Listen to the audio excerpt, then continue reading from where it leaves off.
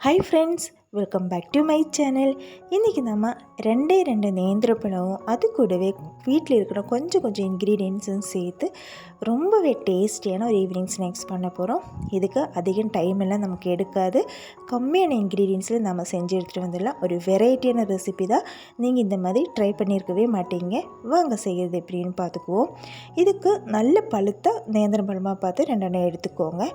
அதுக்கப்புறம் அதோட தோலெல்லாம் ரிமூவ் பண்ணி இந்த மாதிரி குட்டி குட்டியாக கட் பண்ணி எடுத்துகிட்டு வந்துடலாம். இதையே நாம் வேறொரு பவுலுக்கு மாற்றிடலாம். பவுலுக்கு மாற்றினதுக்கப்புறம் நம்ம இதையே கை வச்சு மசிச்சு எடுக்க போகிறோம். ரொம்ப ஃபைனாக மசிக்க வேண்டாம்.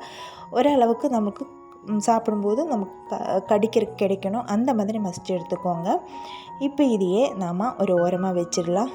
இப்போது சர்க்கரை எடுத்திருக்கேன். ஒரு 5 டேபிள் ஸ்பூன் சர்க்கரை எடுத்திருக்கேன். இதையே நம்ம ஒரு மிக்ஸி ஜாருக்குள்ளே போட்டு ஃபைனாக பொடி பண்ணி எடுத்துகிட்டு வர போகிறோம். கூடவே 2 ஏலக்காயும் சேர்த்திடலாம். நீங்கள் எடுத்துருக்கிற பழத்தோட இனிப்பு எவ்வளோ இருக்குதுன்னு பார்த்துட்டு அதுக்கு தகுந்த மாதிரி நீங்கள் இனிப்பு சேர்த்திக்கோங்க. எனக்கு 5 டேபிள் ஸ்பூன் கரெக்டாக இருந்தது. இப்போ இதாக பாருங்கள், ஃபைனாக பொடி பண்ணி எடுத்துகிட்டு வந்துட்டோம். இப்போ அதையே நம்ம மசிச்சு வச்சுருந்த நம்மளோட பழத்தோடு கூட சேர்த்துடலாம்.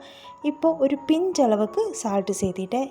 நம்மளோட இனிப்பு எல்லாமே ஒரு ஈக்குவல் ஆகணும். அதுக்கு தகுந்த மாதிரி நம்ம சால்ட்டு சேர்த்திட்டோம். இப்போ ஒரு 5 டேபிள் ஸ்பூன் தேங்காய் துருவல் சேர்த்திட்டோம். இப்போது ஒரு 4 டேபிள் ஸ்பூன் அளவுக்கு காய்ச்சி ஆற வச்ச பால் சேர்த்திட்டோம்.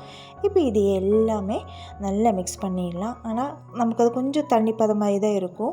நம்ம இந்த மாவு கொஞ்சம் கட்டி பதத்துக்கு வேணும். அதுக்கு பார்த்திங்கன்னா நான் கார்ன்ஃப்ளவர் மாவு சேர்த்திருக்கேன். ஃபஸ்ட்டு ஒரு 3 டேபிள் ஸ்பூன் அளவுக்கு சேர்த்திட்டோம். அதுக்கப்புறம் நல்லா மிக்ஸ் பண்ணி பார்த்து நீங்கள் அதுக்கு தகுந்த மாதிரி சேர்த்திக்கலாம். அதுக்கப்புறம் எனக்கு பார்த்திங்கன்னா மறுக்காவும் ஒரு கட்டி பதம் வரல. அதனால் 2 டேபிள் ஸ்பூன் எக்ஸ்ட்ராவே சேர்த்திட்டோம். அவ்வளோதான். ஒரு 5 டேபிள் ஸ்பூன் அளவுக்கு கார்ன்ஃப்ளவர் மாவு கரெக்டாக இருந்தது. இப்போதான் நம்ம ஸ்பூன்லேருந்து எடுக்கும்போது இப்படி கட்டி பதத்துக்கு இருக்கணும். இப்போது நம்ம போட்டு ஃப்ரை பண்ணும்போது கரெக்டாக விழுகணும். அந்த மாதிரி இப்போது இந்த ஸ்பூன் நமக்கு தேவையில்லை, அதையே நம்ம மாற்றிடலாம். இப்போ இந்த மாதிரி ஒரு கரண்டி எடுத்துக்கோங்க. ஏன்னா நம்ம அந்த ஸ்பூன்லேயும் போட்டு நம்ம ஃப்ரை பண்ணலாம். நமக்கு கரெக்டான ஒரு ஷேப் கிடைக்காது. இது நமக்கு ஒரு போண்டா மாதிரி ஒரு ஷேப்பு வரும். அதுக்கு தான் இந்த மாதிரி ஒரு கரண்டி எடுத்து நம்ம இந்த மாதிரி மாவு எடுத்துக்கலாம். அதுக்கு முன்னாடியே நீங்கள் அடுப்பு பற்ற வச்சு ஒரு கடாயில் ஆயில் நல்லா சூடு பண்ணுறதுக்கு வச்சுக்கோங்க. நம்ம இந்த மாவு போடும்போது ஆயில் நல்லா சூடாக இருக்கணும். அதுக்கப்புறம் அடுப்பு மீடியம் ஃப்ளேமுக்கு போட்டுக்கோங்க. இப்போ நாம் ஒவ்வொரு கரண்டி மாவாக எடுத்து இந்த மாதிரி ஃப்ரை பண்ணி எடுக்க போகிறோம். ஃபஸ்ட்டு ஆயில் நல்லா கொதிச்சிருக்கணும். அதுக்கப்புறம் நீங்கள் அடுப்பு மீடியம் ஃப்ளேமுக்கு போட்டுக்கோங்க. ஏன்னா ஃப்ரை பண்ணி முடிக்கிற வரைக்கும் அடுப்பு மீடியம் ஃப்ளேம்லேயே இருக்கட்டும். நம்ம இது டக்குன்னு நம்மளுக்கு ஃப்ரை ஆகி கிடச்சிடும். ஆனால் மேலால் கோல்டன் கலர் இருந்தாலும் உள்ளே வெந்திருக்காது. அதனால் அடுப்பு மீடியம் ஃப்ளேமுக்கு போட்டுக்கோங்க. ஒரு 2 நிமிஷத்துக்கு அப்புறம் இதையே நம்ம இப்படி திருப்பி போட்டு 2 சைடு நல்லா கோல்டன் கலர் ஆகிற வரைக்கும் வெயிட் பண்ணி நம்ம எடுத்துக்கலாம். பாருங்கள், இது இப்போ நமக்கு ரெடி ஆயாச்சு. இப்போ இதையே நம்ம வேறு பவுலுக்கு மாற்றிடலாம். மற்றபடி எல்லா மாவையுமே இதே மாதிரி நம்ம பண்ணி எடுத்துகிட்டு வர போகிறோம். என்னோடய சேனல் நீங்கள் ஃபஸ்ட் டைம் தான் விசிட் பண்ணுறீங்கன்னா கொஞ்சம் இந்த மாதிரி கொஞ்சம் ஈஸியானதும் ஹெல்த்தியானதும் கொஞ்சம் க்ரியேட்டிவான வீடியோஸ் எல்லாம் இருக்குது. அதெல்லாம் போய் விசிட் பண்ணி பாருங்கள்.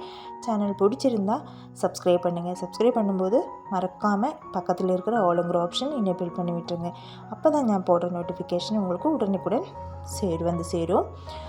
அது மட்டும் இல்லாமல் இந்த ரெசிபீஸ் கொஞ்சம் டிஃப்ரெண்ட்டாக இருக்குது அப்படின்னு நினச்சிங்கன்னா உங்கள் ஃப்ரெண்ட்ஸு ரிலேட்டிவ்ஸுக்கெல்லாம் ஷேர் பண்ணுங்கள். பார்க்குறதோடு மட்டும் இல்லாமல் நீங்கள் செஞ்சு பார்த்துட்டு மறக்காமல் ஃபீட்பேக் சொல்லுங்கள். நீங்கள் போடுற லைக்கு கமெண்ட்ஸ் எல்லாம் தான் எனக்கு இன்னும் நல்ல நல்ல ரெசிபீஸ் போடுறதுக்கு மோட்டிவேட்டாக இருக்கும். அதனால் மறக்காமல் லைக் பண்ணுங்கள். இதான் நம்மளோட பலகாரம் எல்லாம் இங்கே ரெடி ஆயாச்சு. ஈஸி தானே, டக்குன்னு நம்ம செஞ்சு எடுத்துடலாம். கம்மியான இன்க்ரீடியன்ஸ் தானே நம்ம யூஸ் பண்ணியிருக்கோம். பழம், கார்ன்ஃப்ளவர் மாவு, பால். அப்போது அதெல்லாம் சேரும்போது எந்த அளவுக்கு டேஸ்ட்டாக இருக்கும்னு நீங்கள் நினச்சி பார்க்கலாம். பாருங்கள், ரொம்ப சாஃப்டாக இருக்கும். இனி வெக்கேஷன் டைம்லலாம் ஒவ்வொரு நாளைக்கும் நம்ம இப்போ பசங்களுக்கு ஸ்நாக் ஐட்டம் நிறைய நமக்கு தேவைப்படும். இந்த மாதிரி நீங்கள் செஞ்சு கொடுங்க. ஹெல்த்தியாகவும் இருக்கும். நாளைக்கு இன்னொரு ரெசிபி மாயிட்டு வரேன். டாடா, பாய்.